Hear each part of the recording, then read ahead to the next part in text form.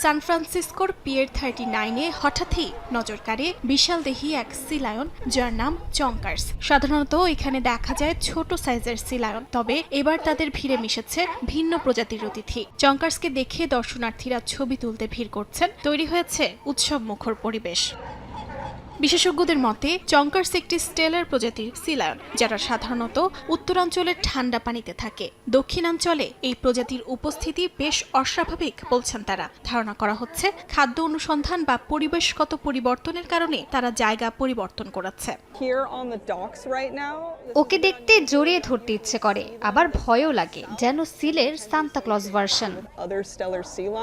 আকারের দিক থেকেও সাধারণ সি লায়নের তুলনায় এদের মধ্যে দেখা যায় বিশাল পার্থক্য। পূর্ণবয়স্ক স্টেলার সি লায়ন প্রায় 10 ফুট লম্বা এবং 1200 পাউন্ড পর্যন্ত হতে পারে। সে তুলনায় ক্যালিফোর্নিয়ার স্থানীয় সি লায়ন অনেক ছোট। এই বিশাল আকৃতির ফলেই চঙ্কার্স দ্রুতই দর্শনার্থীদের কাছে আকর্ষণের কেন্দ্রবিন্দুতে পরিণত হয়েছে।